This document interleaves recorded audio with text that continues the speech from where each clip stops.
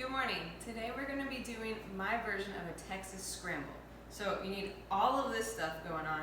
I have my two cast iron skillets. I have one that's a skillet, one more of a pan. This one's going to be for gravy. This one's going to be for hash browns. Let me get those in place.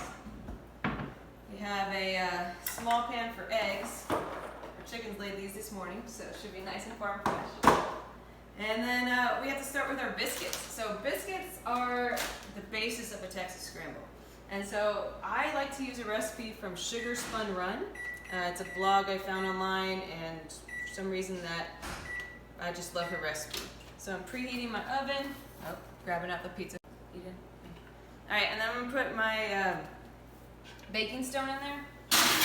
Sometimes I use just a normal cookie sheet, but today I felt like we need to step up our game, and the baking mat's gonna be where it is.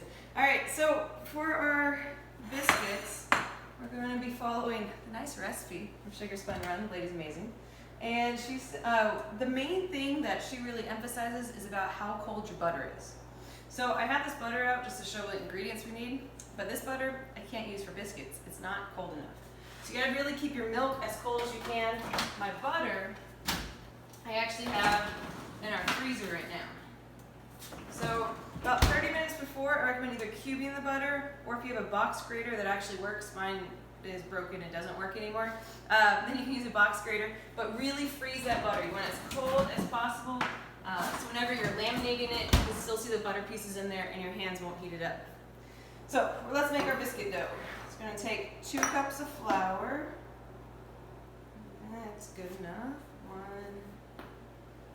and 2. Attempt to level off those cups, but it'll be fine. And then a tablespoon of baking powder. Tablespoon. There we go. We need a tablespoon of sugar. I need to order some more of that one. All right. Oh, and then a teaspoon of salt. No salt, okay. We'll just kind of crank it a few times, it'll be good enough. Look at all that salt. Let's call that a teaspoon. And then we need our butter and our milk. So I'm gonna stir this up a little bit first. And just to mix in that baking powder, you want it to be uniform. And once you put in the butter and the milk, then you don't want to stir it for too long. All right. I have that. Okay, all right, now it's time for the butter. So, take out my butter. And then since I don't have that box grater, this would be the time where if you took your normal chunk of butter, you would box grate it onto a cutting board and then add it in. My butter's nice and cold. Again, since I don't have that box grater, I'm gonna use a pastry blender just to try to make it a little bit more fine, but then not heat up the butter with my hand. So I'm just going to squish that in there. Squishing and squishing. Your goal is to get the butter completely coated with the flour mixture. But we're not trying to eliminate it completely. We're trying to kind of leave it like little pebbles in there. Pebbles of goodness. Whenever it bakes, you're actually going to see some flakes of the butter in the cutout biscuits. All right, once you feel like there's no really large chunks of butter and everything's sort of mixed together, then we're going to be adding our milk and then rolling it out. Just try to clean that off one more time. Look around, I think we're almost there.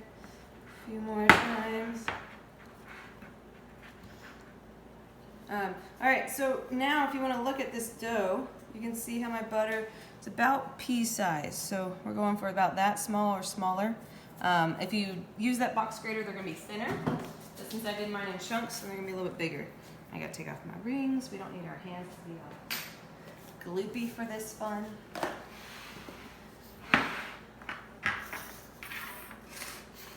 right, kind of clean up our workspace. All right. And so now we're going to add our milk, and then we're going to be rolling it out. I have one of these little pastry sheet things. And that's because my counter is never fully clean. I always think it's clean, but it's truly not clean. There you go. You can see that if you want that. Alright, so our milk is nice and cold. Yes, you're supposed to use a liquid measuring cup, but there's a little line right there on the cup measurer. It's on all of them. And that's 3/4 cup, and that's how much we need. So I'm just gonna go for that. I know that dry and wet are supposed to use different measuring cups, but it's about the same thing. It's gonna be good enough. I'll put this back in there. Alright. I do recommend not putting your flour all the way away, since we are going to be trying to roll it out or use our hands and kind of squish it out. Then we might need some more flour so it won't stick to our mat. Or your counter, whichever. Alright, so we're kind of just trying to mix it as best we can. We are going to use our hands soon to knead the dough, and we're going to try to laminate it a couple times. We want at least 6 or 7 laminations. Alright, I've sprinkled some flour onto my pastry mat. Now I'm going to dump all this out.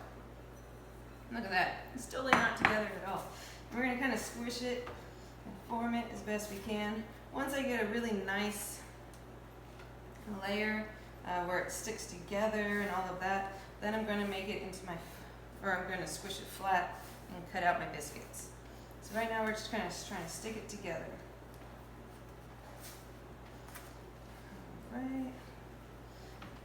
Probably added a little bit too much milk, as this is still kind of, or too much flour to my mat, because it's not really sticking together as well as I would have hoped, but it's getting there.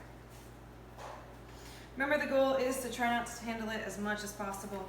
So this is kind of hurting how much flakiness and all of that my biscuits will have, but it'll be okay. And so as you do this, your butter is starting to sort of melt, or at least warm up to your touch from the freezer and that milk. But the goal really for nice homemade biscuits is to get all of those wet goods, your butter and your milk, just as cold as possible. All right, so now you can see it's kind of sticking together well. We're going to want to either push this out, or you can use a roller. We want it about a 1/2 inch to inch thick before we cut our biscuits. I want to show you what I call laminating. Laminating is where you're adding layers to your biscuit. You know when you buy the can and it says flaky layers? Well, this is probably what they did with the dough. So you fold in both sides, kind of like a big present, and squish it down. I then flip it over, and I fold in both sides. And I squish it down. And then you're going to do it again, flip it over, fold in both sides, and squish it down. At this point, if you need a little bit more flour, your butter's starting to get a little moist. You can see it's sticking to my sheet, and I don't want that. So I'm going to add a little bit more. So whenever it sticks, it peels off that outer lamination that you just made by folding it over. And so we want to keep it as good as we can. I keep folding it over one more time. Flip. So I got all that flour that was on the mat. Fold it over, and squish it down.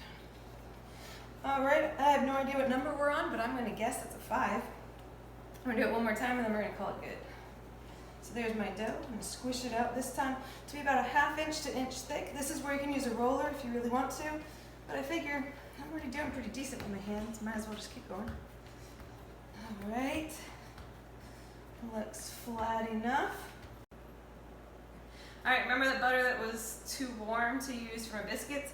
Well, I squeezed off a chunk, about a tablespoon or 2. We're gonna pop it in the microwave, and what that's gonna do is it's gonna give us some butter to put on top of our biscuits. So let's take out our big mat.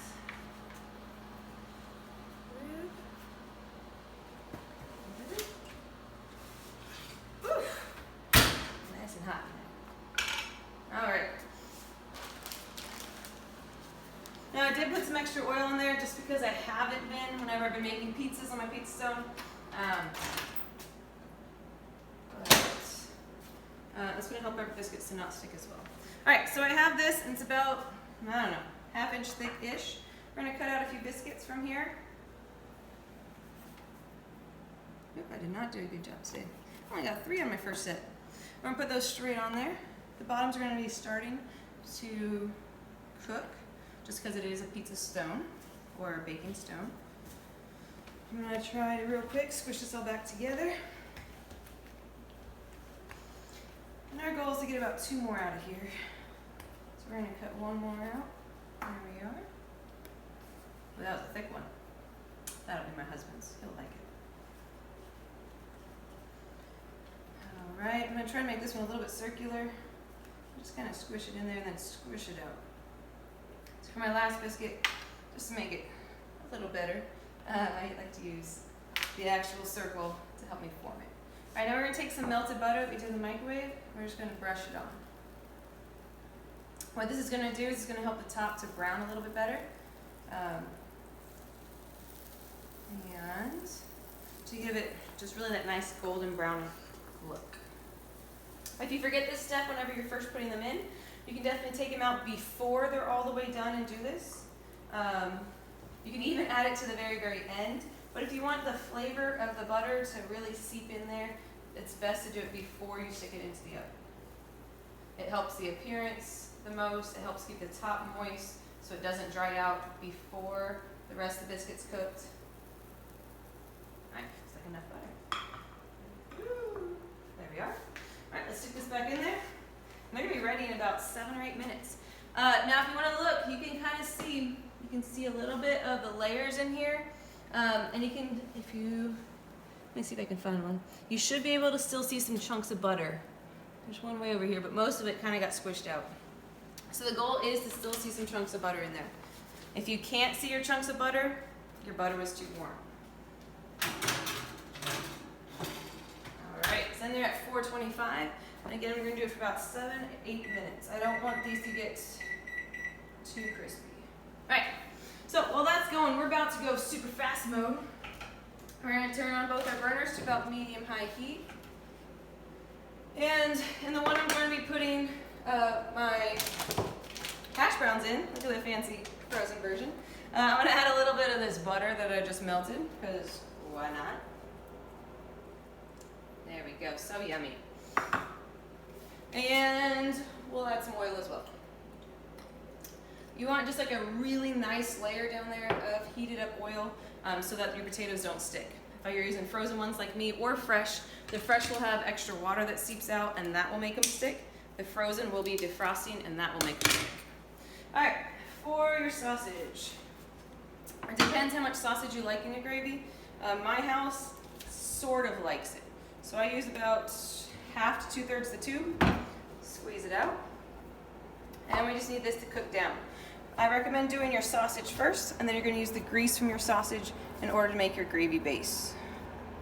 If you're a family that's vegetarian or doesn't like sausage, at this point I would be adding a butter, at least 1/2 stick to a stick of butter, letting that cook down into a liquid state, and then you can mix in your flour. You want to mix the butter and the flour first before you add the milk. It will make it so you don't taste that flour flavoring later. And it will also help it just to mix better and congeal faster.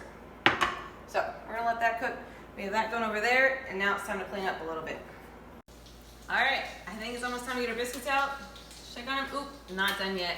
All right, so we're gonna be adding in our hash browns and stirring up our gravy. For your hash browns, you want that 1/2 inch to inch layer. Yeah, that looks like a lot of hash browns, but the end result is about 1/2 of that. So let's just kind of make a nice flat layer of it. A little frozen there. There you go. I did add extra butter while I was cleaning up, so I felt like the oil was not enough.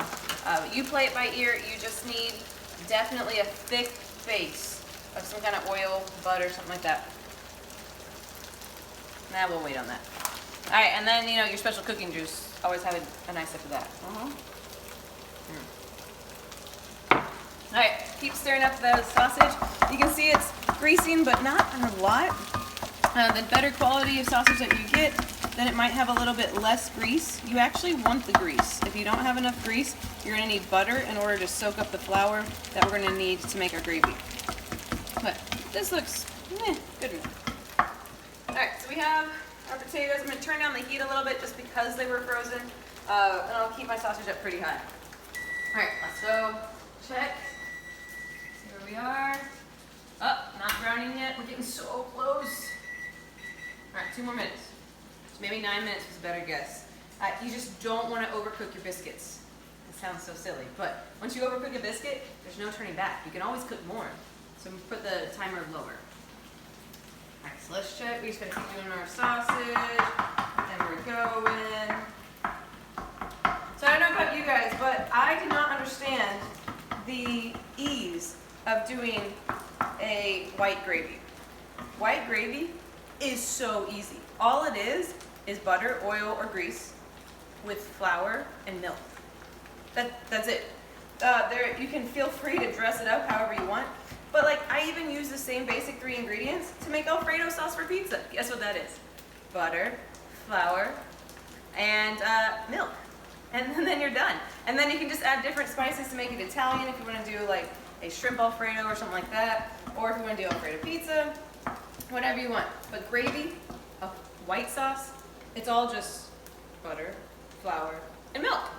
You can mix up whatever kind of combination you want and whatever amounts you want. All right, that's looking good. Oh, my little man, hello. Oh, so sweet. Yes, love you too. Do you smell the good food? It's gonna be so tasty. I know, but you have to wait for the cheese for later. My dog loves cheese. Why? I don't know. It gives him gas, but it's his favorite thing in the whole wide world. Even more than sausage. All right, our sausage is almost all the way cooked. We only got 20 seconds left on our biscuits. I'm going to add my flour to this. So you can use a measurement, or I use a little scoopful. Woo! There we go. And you're just gonna stir it up. You want this to slightly brown before you add your milk. And the reason it's slightly browning is because it's kind of cooking, so it's getting out that flour kind of taste and smell. The biscuits are ready. Off the hands, off the hands. Let's go see. Oh, let's see. I'll take them out this time. Let's see. Oh, they need another minute or 2. Oh my goodness, I'm taking forever. All right, 2 more minutes. It's taking forever, biscuits. God. All right, let's see. We have a slightly extra weirdish brown colored sausage. Perfect. And now you can definitely measure. Again, measuring is recommended, but I just go like this and I'm like, I kind of want extra gravy. Maybe a little bit more. Okay, that's good. It is gonna be so tasty. Just wait. So you're gonna give it a nice stir, and then what you need to happen is you need the milk to boil for about 2 minutes before you do anything else. I am gonna add a nice little handful of sugar. Yes, I like my gravy sweet. And that's all for the, so your gravy is cooking. You're so close to being done, it's amazing. All right, got all that out of the way. I think it's almost time to check on my hash brown. Ooh, that came off in a nice layer. Look at that. Just ignore the kind of dirty brown. That's because it's my cast iron skillet, giving off all those goody juices. Who knows what I cooked to make it look like that. But that doesn't matter. It's gonna taste great. So you just want as much of the hash browns to get cooked. Oh, I love that sizzle sound. And you want them to get a little crispy. If you're doing this either from scratch or even frozen, they're gonna have a hard time getting crispy. So you're just gonna cook them for a long time. Do not turn up the heat to cook them faster. It makes them stick and burn, and then that's not good. So nice. All right. This is my least favorite part of gravy.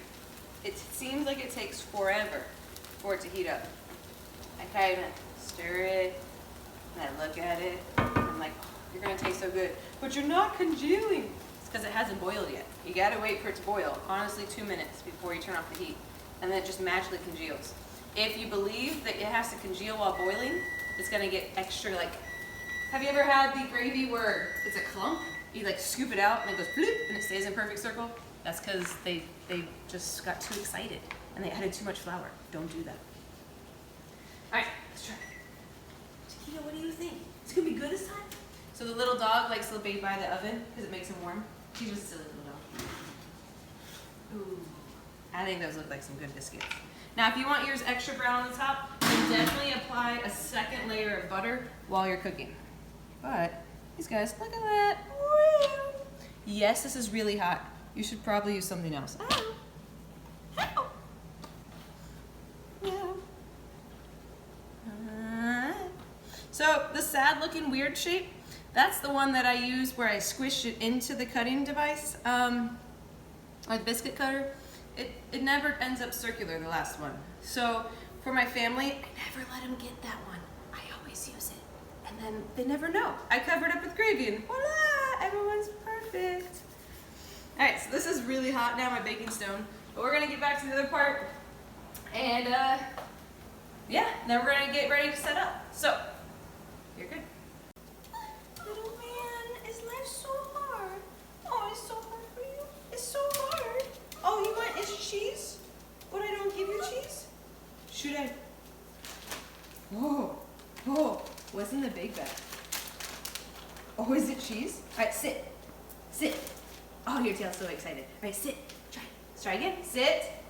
No, you're not gonna sit with me? Okay, there you go. Oh, so good. All right, welcome back. So if you come look at my gravy is doing this whole frothy thing. And that means we're on minute 2 of boiling. So during the frothy stage, I recommend just kind of stirring occasionally. But if you're using a cast iron skillet like me, that's when the heat goes off. So whenever it starts to froth, if you have a cast iron skillet, heat goes off. It's gonna thicken nicely and it's gonna be fine, and you don't want it so molten lava hot that your family doesn't want to eat it then.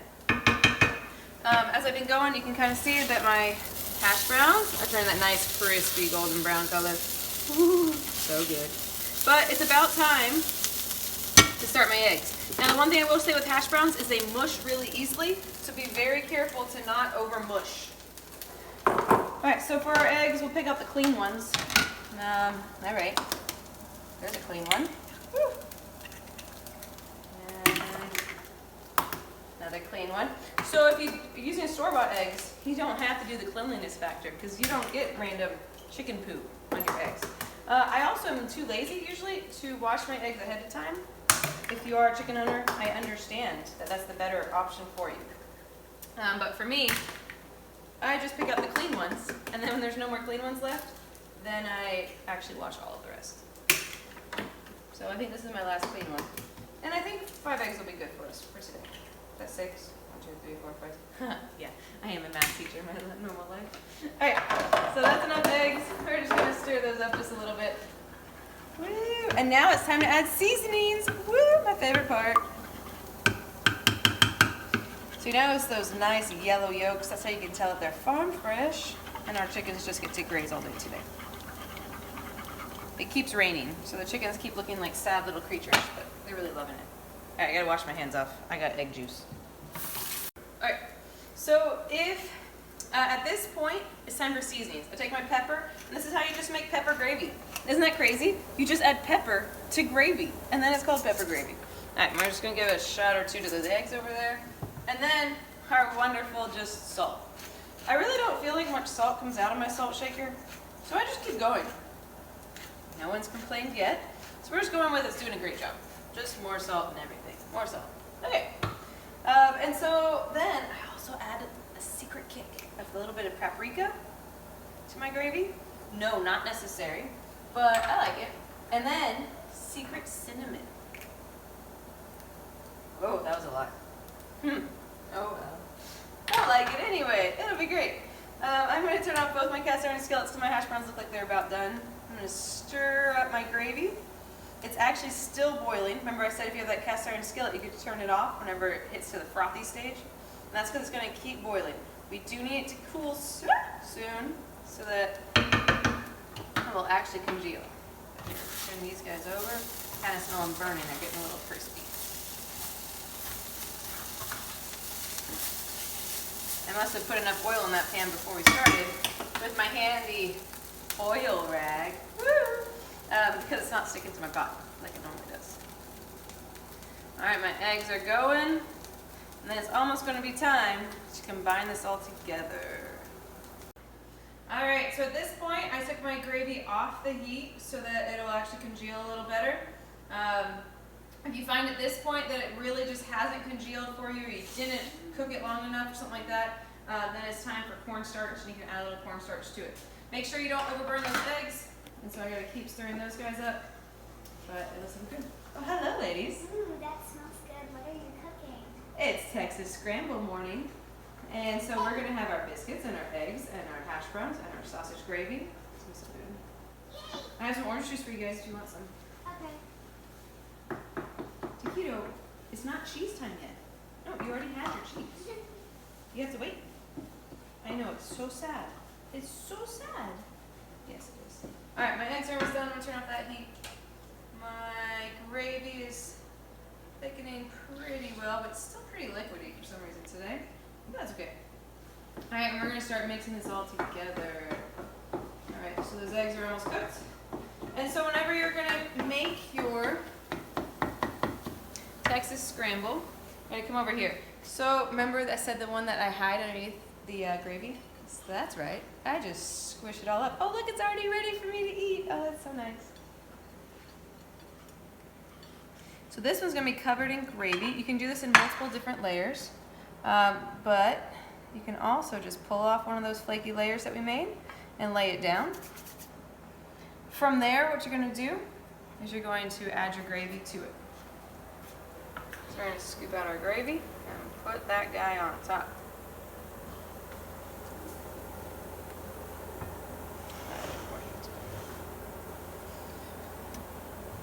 Add some more gravy, and then look, no one can see what happened. Oh, it's already ready to eat. That's amazing. And then you can add some of your hash browns to it. So I like to layer it up with the hash browns on top. Some people, if you... the gas station next to us that I got this inspired idea from. It's called JJ's, I don't know, like fish and tackle or something like that. Anyway, we used to go there. I asked for it on my birthday. Yeah, I asked to go to a gas station breakfast for my birthday. That's how sad it is. But it tastes amazing. So that's where I got my inspiration from. And then you have that. And that looks pretty decent. Let's do it with a double biscuit, just so you can see. Oh, and I need cheese on top. Sorry. It's my husband's favorite part. Is the cheese. If you do have chives, this is a beautiful opportunity to add some chives. I do not have my Dollar Tree freeze-dried chives, and I don't have any fresh chives. So Dollar Tree does sell these beautiful bottles that are only $1, but that's what I'm gonna recommend. Okay, so you can do gravy first, you can do gravy last, it's completely up to you. On this one, let's do, no, I really like the look of that. I think I'm gonna do gravy first again, but you can go either way with it. So you add your gravy to it. Again, mine just didn't thicken as much, but it could be because it's still wicked hot. I can still see the steam coming out from there. It is going to congeal more as it cools, so just don't be scared. You can definitely add cornstarch. Just make sure it boils after you add the cornstarch, and then you won't get any lumps of cornstarch in it. I'm going to add eggs. Ow, it's touching my hand. More eggs, a little bit more eggs. Is he awaiting cheese? I think he is. All right, a little bit more of the hash browns. That one would look prettier right there. So much better. All right, let's add our cheese. And that, my friends, is a Texas Scramble.